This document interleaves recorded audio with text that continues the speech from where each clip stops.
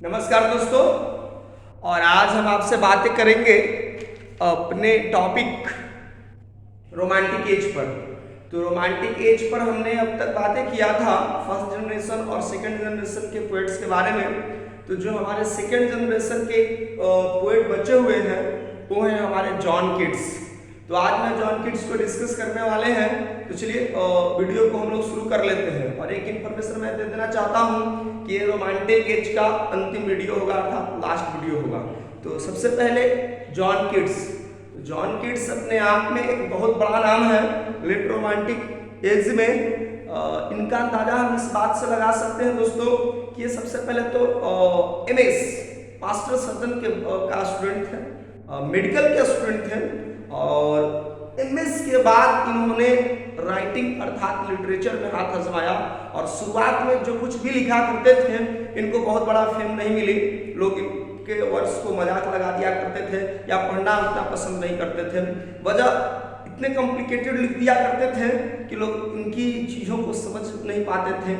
और बाद में जब लोगों ने इनको पढ़ा तो इनको उपाधि इतनी बड़ी बड़ी दे डाली कि आप इस बात से अंदाजा लगा सकते हैं कि कहा जाता है कि यदि जॉन किट्स यदि शेक्सपियर के एज के जितना यदि ये सरवाइव कर पाते तो वो शेक्सपियर से भी आगे निकल सकते थे इन पोएट्री में। एक बहुत छोटी इनकी जिंदगी रही, सिर्फ 25 वर्षों की।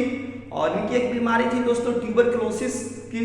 और ये ट्यूबरक्लोसिस से इनकी फैमिली को, न सिर्फ जॉन किट्स को बल्कि इनके दो भाई थे थॉमस किट्स और एक और इनके भाई थे, उन सबको भी ये ट्यूबरक्लोसिस ने निगल डाला। तो चलिए वीडियो पर बात करते हैं डायरेक्टली। जॉन किट्स 1795 से लेकर के 1821 तक ये है इनकी लाइफ पीरियड कह सकते हैं।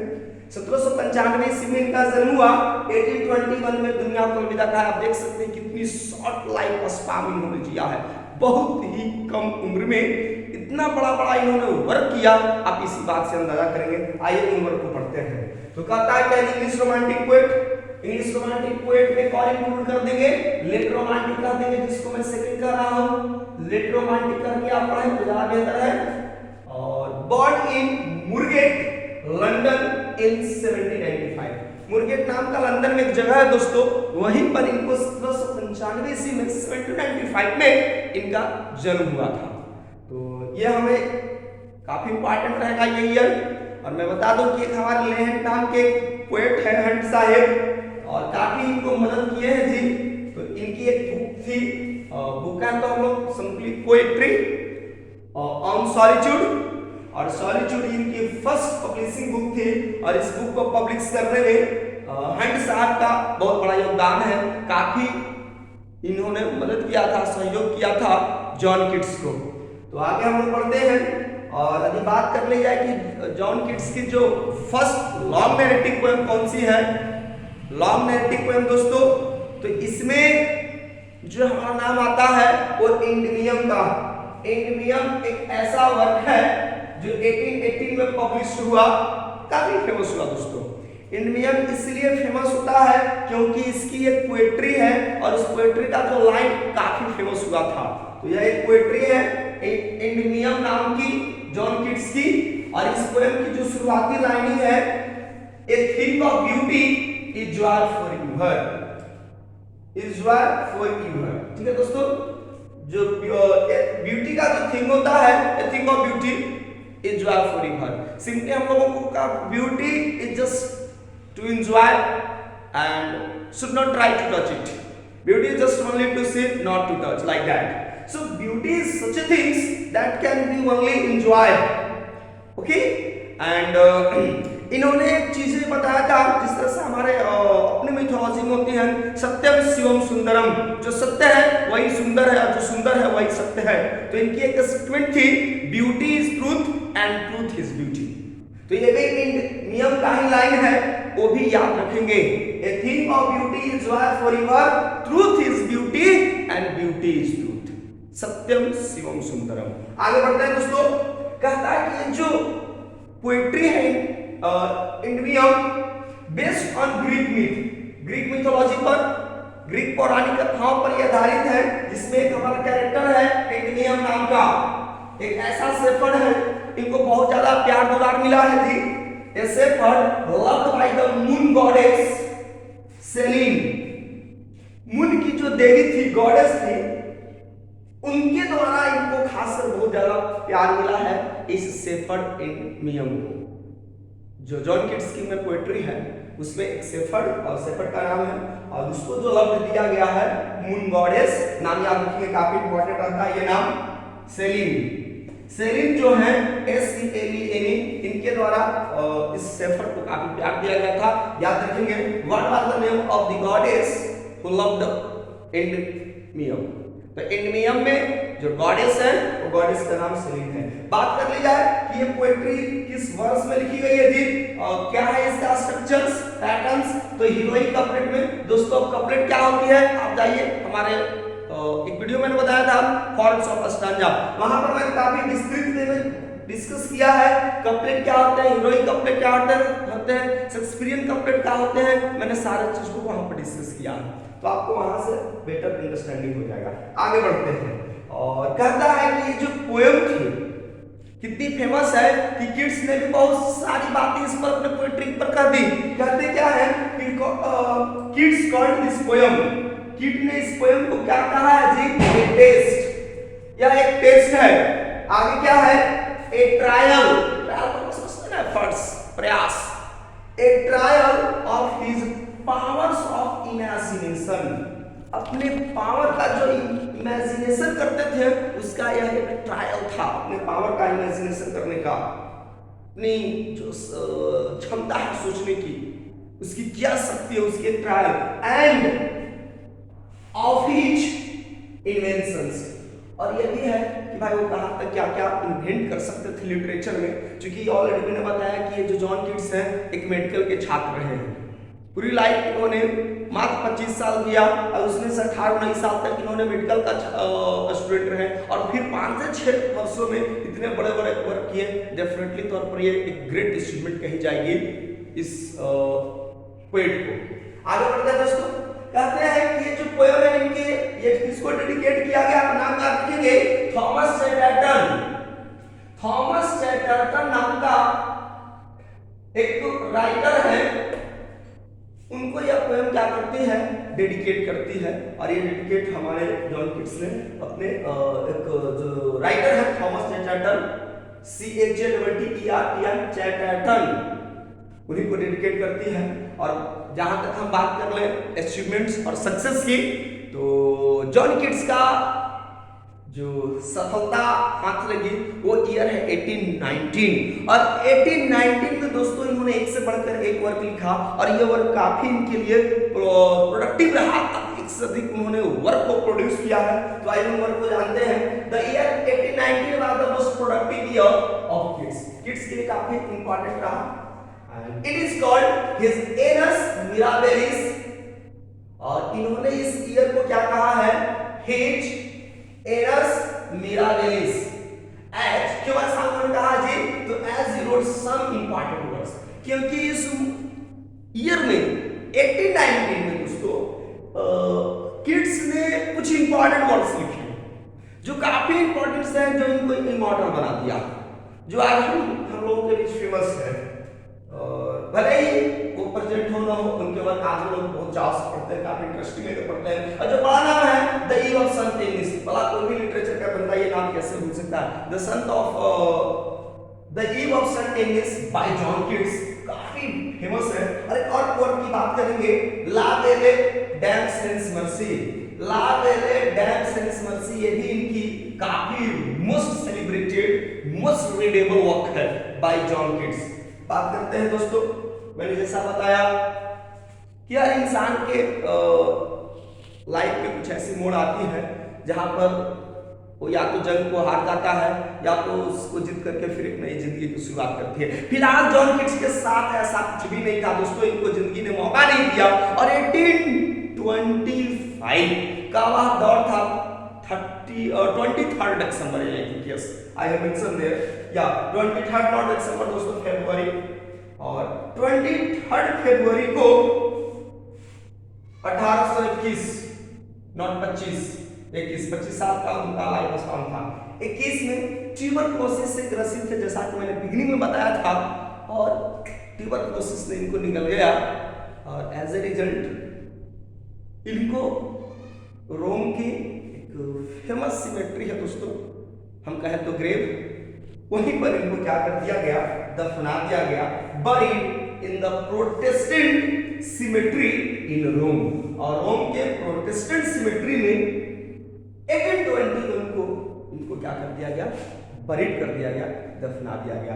बातें करेंगे थोड़ा सा बैक करके दोस्तों कि 1821 जो हमारा एज रहा वो काफी फेमस रहा। उम्मीद करेंगे आप एक सेकंड में इसको आप स्क्रीनशॉट ले लो। चलिए हम उम्मीद करते हैं आप ले लिए होंगे या फिर आप कर आपको दिख रहा होगा। तो हम बात कर रहे थे दोस्तों आपसे कहां पे कि जो 1819 था, नॉट 21, 1819 ये जो ईयर है जो जॉन किट्स के लिए काफी प्रोडक्टिव रहा है। और इस महीने में प्रोडक्टिव रहा दोस्तों क्योंकि आपने देखा कि कहां आप एक से बढ़कर एक 10 eve of Saint Agnes, la belle, dame sans merci, और इसके अतिरिक्त इनकी जो सबसे फेमस मैं वो डिस्कस करता हूं आपसे, जो उन्होंने एक के बाद 6 ओड्स लिख करके ओड लिखने वाले ने भाई अपना नाम हमेशा हमेशा के लिए सर्वोपरि और सबसे ऊपर बना लिया। हम ओवर इनको जरूर पढ़ेंगे ओड वाले का, वो कौन कौन से था, फिर मैं कुछ और इंपॉर्टेंट पॉइंट्स की बात करेंगे दोस्तों हम लोग। तो 1819 में किड्स की 6 ओड्स पब्लिश हुई थी, और ये 6 ओड्स दोस्तों इतनी इंपॉर्टेंट है कि कहीं ना कहीं किसी एग्जाम्स में जरूरी एक तो जरूर पूछे जाते हैं। और ये 6 ओड में एक ओड हमारे सिलेबस में भी मोस्ट ऑफ यू पढ़ने को मिल जाते हैं। तो आइए हम एक एक करके बात करते हैं। Odd on indolence. इंडोलेंस का मतलब होता है दोस्तों लेजीनेस, आलसीपन, हैबिचुअल स्लॉथ या लेजीनेस कर सकते हैं। अगला जो इनका ओड था ओड ऑन ग्रेसियन आर्म, ये दूसरा है दोस्तों। और क्या मतलब पीछे आप समझते हैं घड़ा टाइप पर कलश जिसको हम लोग कहते हैं, अर्न का मतलब। और ओड ऑन मेलांकली, मेलांकली सबको पता है दोस्तों, in sorrowful moment, melancholy sadness. Ode on melancholy, ठीक है। सब कितने ईयर कौन सी ईयर में पब्लिश हुई दोस्तों? 1819 में। इसलिए मैं ईयर नहीं मेंशन कर रहा हूं क्योंकि मैंने टॉप पर मेंशन कर दिया है, ठीक है। और जो और फेमस है इसमें आप कैसे ये नाम भूल सकते हैं, ode to nightingale. Ode to nightingale को नहीं भूला जा सकता है, जो इसने काफी इंपॉर्टेंट लाइंस दिए हम लोगों को पढ़ने के लिए। और एक अगला इंपॉर्टेंट है ode to Psyche, ode to Psyche, PSYCHE, ठीक है। और दोस्तों एक जो सबसे अंतिम था, जो सबसे लास्ट में ओड के लिखा गया था दोस्तों, वो है ode to autumn. Ode to autumn आप जरूर इस पोएम को पढ़ोगे, नहीं पढ़े दोस्तों तो जरूर पढ़िए।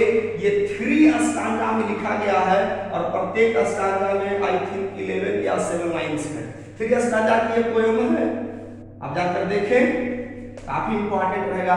ये 6 वर्क काफी इंपॉर्टेंट, जो आपको हर हाल में दोस्तों याद ही रखना है हम लोगों को। एक बात और बताना चाहूंगे, मैं चाहूंगा इनसे रिलेटेड दोस्तों कि जो ऑटम है, ऑटम ने एक कॉन्सेप्ट दिया था लिटरेचर में, ठीक है। और साहित्य में खासकर हम लोग क्रिटिसिज्म में थोड़ी बात करेंगे, तो इनका एक कॉन्सेप्ट है और वो कॉन्सेप्ट पर भी चर्चा न करें तो मुझे लगता है कि ये वीडियो अधूरी मानी जाएगी मेरी। तो इन्होंने एक कॉन्सेप्ट है निगेटिव कैपेबिलिटी, ठीक है दोस्तों। तो इन्होंने एक कॉन्सेप्ट दिया था, इंट्रोड्यूस, मैं मेंशन कर देता हूं, ही इंट्रोड्यूस्ड, चलिए आई नीड अनदर चॉक, चलिए he introduced, और एक क्या है? Concept of negative capability. अब दोस्तों क्या होती है निगेटिव कैपेबिलिटी? ठीक है, इसको हम लोग दोस्तों डिस्कस करेंगे एक अलग से एक पॉइंट की, कंसेप्ट ऑफ निगेटिव कैपेबिलिटी। नहीं तो वीडियो काफी लंबी हो जाएगी, लेकिन दो इंपॉर्टेंट मैं जरूर बता देना चाहूंगा इससे जुड़े हुए। ये जो कॉन्सेप्ट इन्होंने इंट्रोड्यूस किया था, ये अपने ब्रदर्स को, जब वे लोग लेटर लिखा करते थे अपने दोस्त, अपने ब्रदर्स को, मैं बिगिनिंग में बताया था इनके दो और भाई हैं, वो दोनों भाई का नाम आपको बताया था, एक का नाम था थॉमस किड और दूसरे का नाम था जॉर्ज किड्स। जॉर्ज किड्स और थॉमस किड्स, और खुद हमारे जो पोएट है वो है जॉन किड्स। तो इनको इन्होंने लेटर्स लिखा करते थे, लेटर्स में, और उसी इन्हीं के लेटर्स ने इन्होंने कॉन्सेप्ट को इंट्रोड्यूस किया था, कॉन्सेप्ट ऑफ निगेटिव कैपेबिलिटी। और ये जो ईयर था जिस ईयर में ये कॉन्सेप्ट आई थी वो थी 1817, और कौन सा वो डेट था जिस लेटर में इन्होंने मेंशन किया था? तो वो था 21 दिसंबर, 21 दिसंबर 1817, वहीं से ये कॉन्सेप्ट आया। तो मुझे उम्मीद है दोस्तों कि आज की वीडियो काफी इंफॉर्मेटिव रही होगी और यूजफुल भी साबित होगी। तो हम आज की वीडियो में इतना ही बातें करना चाहेंगे, लेकिन जाते जाते फिर से एक बात है, ये 6 कोट्स दोस्तों जरूर आप माइंड में रखिएगा, काफी इंपॉर्टेंट है, काफी कोई भी एक पॉइंट पूछ दिया जाता है। तो मिलते हैं दोस्तों अगले वीडियो में एक मजेदार टॉपिक के साथ, और मैं बता देता हूँ कि आज की जो रोमांटिक वाला जो सीरीज खत्म होता है। Thank you.